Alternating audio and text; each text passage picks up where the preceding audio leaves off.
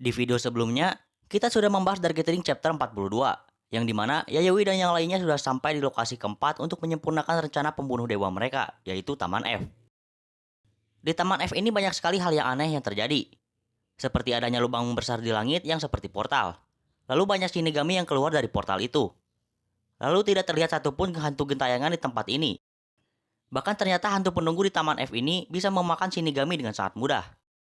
Dan orang yang pertama kali terkena kutukan kali ini bukan Keitaro lagi, melainkan Eiko. Di mana jiwa Eiko dipindahkan ke dalam boneka yang dibuat oleh hantu wanita tua yang menghuni Taman F ini. Mungkin kalian sudah penasaran dengan lanjutan ceritanya. Karena itulah, di video kali ini Anda akan membahas Dark Gathering chapter 43. Sebelum kita ke pembahasannya, Anda ingin mengingatkan bahwa chapter yang akan dibahas di video ini adalah lanjutan dari chapter sebelumnya. Jika kalian belum menonton video pembahasan chapter sebelumnya, Anda sarankan untuk menonton video ini terlebih dahulu, agar kalian tahu kenapa dan bagaimana situasi di chapter 43 bisa terjadi. Oke lah, tanpa berlama-lama lagi, ini dia pembahasannya.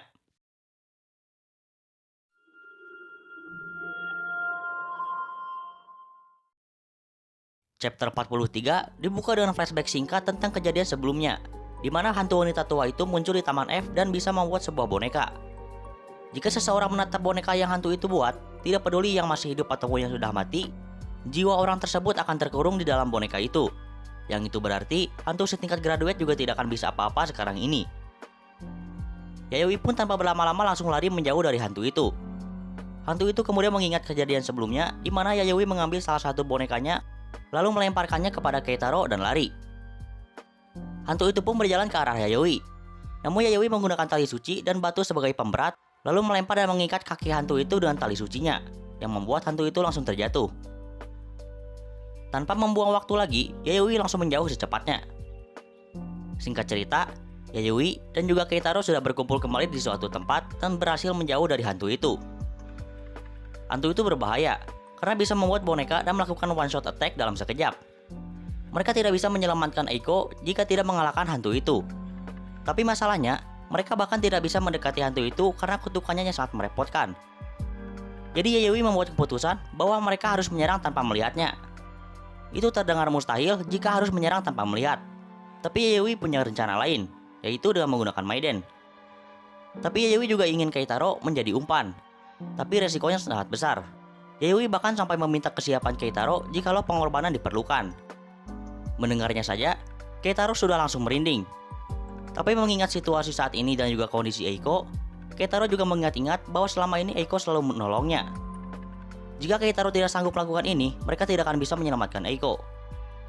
Dengan tekadnya, Keitaro pun tidak ragu lagi untuk melakukan rencana Yayoi.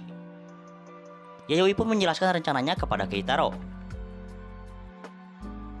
Singkat cerita, Keitaro pun sudah mulai melakukan rencananya.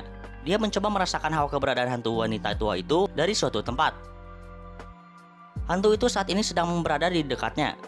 Keitaro pun menghubungi Yayoi lewat handphone bahwa hantu itu ada di alun-alun, beberapa meter dari lokasinya saat ini. Di sisi lain, Yayoi dan Maiden sudah siap untuk menyerang setelah menerima konfirmasi lokasi hantu itu dari Keitaro. Di sisi lain, Keitaro berpikir lagi tentang rencana yang diberitahukannya Yayoi kepadanya sebelumnya. Yayoi bilang Keitaro bisa melacak lokasi hantu itu saat menutup mata, karena Keitaro memiliki indera gaib. Jadi Keitaro bisa mendekati hantu itu tanpa harus mengambil resiko akan ditangkap dan terjebak di dalam boneka. Keitaro harus bisa sedekat mungkin dengan hantu itu dan mengikatkan selempang milik Maiden kepada hantu itu. Lalu setelah itu, Yayoi akan memanggil Maiden dan dia akan menggunakan selempang itu sebagai tanda untuk menyerang hantu itu dari jauh. Dan jika mereka bisa menjatuhkan hantu itu, maka Eiko dan korban lainnya yang masih memiliki tubuh seharusnya akan terbebas dari kutukan itu dan kembali ke tubuh mereka. Yayoi pun langsung mengucapkan Kotodama penggal, dan area kutukan Maiden pun seketika langsung muncul dan aktif. Dan Maiden pun langsung memasuki mode bertarungnya. Ada 3 keuntungan jika Keitaro mengambil resiko. Pertama, itu akan mengulur waktu untuk memanggil Maiden. Kedua, itu bisa membuatnya menghindari serangan hantu wanita tua itu, jadi tidak akan ada potensi untuk bertarung. Dan ketiga, mereka harus bisa mengharapkan bantuan dari Shikigami yang ada di dalam Keitaro. Karena persyaratan mereka untuk keluar, kemungkinan besar adalah saat Keitaro dalam bahaya. Jika Shikigami keluar dan mengalahkan hantu wanita tua itu akan lebih baik. Tapi jika mereka tidak keluar, kalah ataupun diserap, Semua hal itu memberikan waktu untuk Keitaro mengikatkan selempang Maiden kepada hantu wanita tua itu. Keitaro mengingat bahwa Shikigami keluar di terowongan T saat dia dalam kondisi kritis.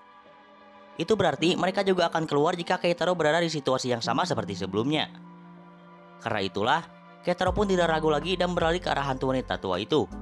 Semisal pun mereka tidak muncul, dia bisa mempercayai Yayoi untuk tahap selanjutnya. Seperti yang dikatakan Yayoi, jika Keitaro menutup matanya, dia akan bisa merasakan hawa keberadaan hantu itu. Keitaro merasakannya dan berlari ke arah hantu itu, namun hantu itu bergerak dengan sangat cepat. Dan saat Keitaro sudah hampir menggapai hantu itu, ternyata hantu itu menggiring Keitaro untuk jatuh ke bawah. Karena Keitaro menutup matanya, dia jadi tidak tahu bahwa ada dataran rendah di sana. Dia pun membuka matanya seketika karena terkejut, dan bergantung untuk mencegah dirinya jatuh ke bawah. Hantu itu kemudian mendekati Keitaro. Keitaro yang menyadari itu, langsung menutup matanya dengan panik. Namun hantu itu kemudian membuka mata Keitaro dengan paksa dan membuat Keitaro menatapnya. Hantu itu pun kemudian membuat dan mengeluarkan boneka dari mulutnya. Dan dalam sekejap, jiwa Keitaro pun disegel ke dalam boneka tadi. Saat Keitaro membuka matanya, dia melihat tubuhnya berada di dekat hantu itu. Hantu itu mencari-cari boneka yang diambil oleh Keitaro sebelumnya, tapi tidak ada pada Keitaro saat ini. Dengan cepat, Keitaro pun menyadari bahwa jiwanya sudah disegel di dalam boneka saat ini. Dia heran kenapa Shikigami tidak keluar. Bukankah seharusnya mereka keluar saat dia dalam bahaya? Beberapa pengunjung lain panik dan terheran-heran dengan Keitaro yang terbaring di tanah. Mereka tidak tahu apa yang sebenarnya terjadi saat ini, karena mereka tidak memiliki kepekaan pada hal gaib. Yayoi yang menyadari situasinya berpikir bahwa ini menjadi buruk, karena rencana ini ada kekurangannya juga. Jika Keitaro tidak bisa mengikatkan selempang itu pada hantu itu, dan malah disegel di dalam boneka, maka semuanya sudah berakhir. Hantu wanita tua itu bisa dikalahkan, tapi jika tidak mempersempit targetnya, kutukan Maiden akan mengenai seluruh area ini. Tanpa substitusi, pengunjung lain akan menjadi korban. Tidak mungkin tidak akan ada korban, karena itulah mereka harus mencoba meminimalisir korbannya. Yayoi merenung dan berdiam diri di sana, sementara Keitaro menyadari bahwa dia telah gagal melakukan rencana ini. Yayoi kemudian bilang dia tidak tahu seberapa besar kerusakan yang akan terjadi jika dia membiarkan hantu wanita tua itu. Mereka harus bisa menjatuhkan hantu wanita tua itu, bahkan meskipun itu berarti memerlukan pengorbanan. Saat Yayoi sudah membulatkan tekadnya, hantu itu membawa boneka yang berisi jiwa Keitaro ke menara Shirine. Dia kesal kepada Keitaro karena gara-gara Keitaro dia kehilangan satu bonekanya. Hantu itu pun melempar boneka itu ke dalam menara Shirine dan bersiap membakar boneka itu bersama dengan jiwa Keitaro. Keitaro yang berada di dalam boneka kemudian menjadi sangat panik karena mengetahui apa yang akan terjadi selanjutnya jika diteruskan. Saat kain yang terbakar dilemparkan pada boneka yang berisi jiwa Keitaro, tiba-tiba sesuatu telah menangkis kain itu. Di sisi lain, pria yang sebelumnya mengejar Yayoi dan yang lainnya akhirnya sampai juga di Taman F. Dan saat dia sampai, dia bisa melihat kubah hantu dan bertanya-tanya apa yang sebenarnya dilakukan mereka saat ini. Karena kubah hantu itu menyebar dan mengubah warna langit menjadi gelap seakan-akan ini adalah malam hari. Jika tidak melakukan prosedur yang benar untuk memanggil mereka, Shikigami itu hanya akan keluar saat jiwa Keitaro benar-benar dalam bahaya. Shikigami yang dimaksud adalah Shikigami Goki. Goki muncul dan berdiri di atas menara Shirine itu dan berhadapan dengan hantu wanita tua itu. Hantu wanita tua itu yang melihat Goki langsung bisa merasakan bahwa yang dia hadapi saat ini sangatlah berbahaya. Tanpa berpikir panjang, hantu wanita tua itu kemudian berniat mengeluarkan boneka lagi. Namun Goki dengan cepat menusuk mulut hantu itu dengan sabitnya. Saat darah keluar, darah hantu itu langsung membeku dan menjadi seperti semacam es. Kemungkinan besar itu adalah kemampuan dari Shikigami Goki. Goki kemudian mundur ke belakang untuk menjaga jarak. Pertarungan ini disaksikan oleh pria tadi dari balik semak-semak.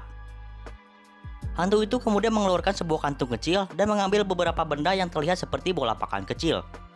Lalu menyentil dan menembakkan salah satu bola itu ke arah Goki dengan kecepatan yang luar biasa.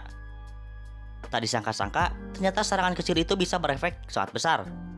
Karena setengah kain yang ada di topi Goki langsung sobek saat terkena serangan itu. Hantu itu tidak menyia-nyiakan waktu dan menembakkan lebih banyak bola pakan pada Goki, dan memaksa Goki mengambil posisi bertahan dan menghindar. Namun dengan cepat, hantu itu melesat tepat setelah dia melemparkan bola terakhir. Saking cepatnya, Goki terlambat bereaksi, dan akhirnya terkena pukulan telak di wajahnya. Dan hantu itu menjatuhkan Goki ke tanah. Melihat adegan itu, pria tadi terkejut. Karena jika Shikigami itu menerima kerusakan, itu akan memantul kembali ke Keitaro. Keitaro bisa saja mati. Goki yang terkena pukulan telak tadi, wajahnya langsung hancur.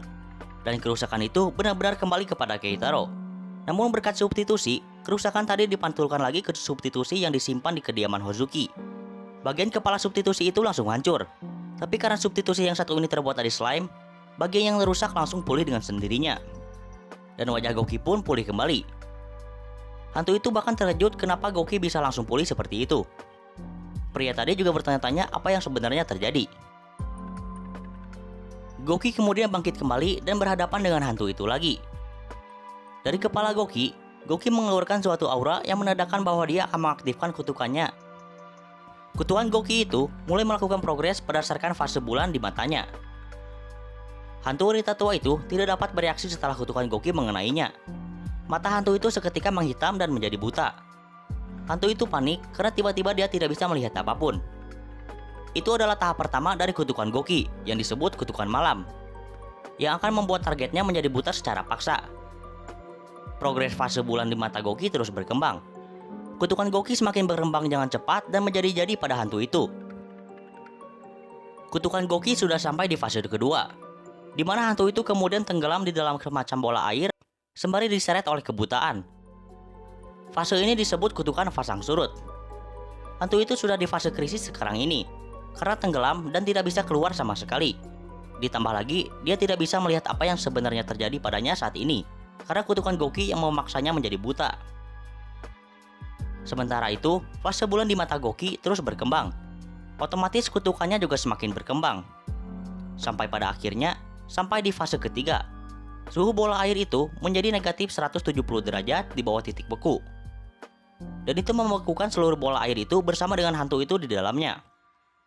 Setelah proses kutukannya selesai, Goki menyeringai dan akhirnya menebas bola es itu dengan sabitnya hingga hancur berkeping-keping. Hantu itu yang berada di dalam boneka es itu juga ikut hancur berkeping-keping. Kebutaan, sesak napas, membeku, dan akhirnya menghancurkannya sampai berkeping-keping. Kutukan ini disebut kutukan bulan gila. Dari yang terjadi, bisa kita simpulkan bahwa apapun yang membeku di dalam sana akan menyatu dengan es itu. Seperti hantu wanita tua itu yang hancur berkeping-keping bersama esnya. Di sisi lain, Maiden bilang bahwa kehadiran yang tak menyenangkan sudah melemah, yang berarti hantu wanita tua itu sudah benar-benar dikalahkan. Yayoi bertanya-tanya apakah Shikigami yang melakukannya. Pertarungan sudah selesai. Hantu wanita tua itu sudah dikalahkan oleh Goki. Dan chapter 43 pun selesai.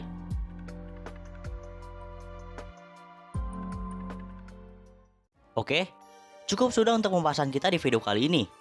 Mohon maaf jika ada yang terlewat ataupun kata-kata yang kurang mengenakan. Untuk video selanjutnya, kita akan langsung membahas Dark Gathering chapter 44. Dan Anda juga akan membahas Zenki dan Goki secara detail di video yang berbeda. Oke lah, terima kasih karena sudah menonton video ini. Sampai jumpa di video Anda yang berikutnya.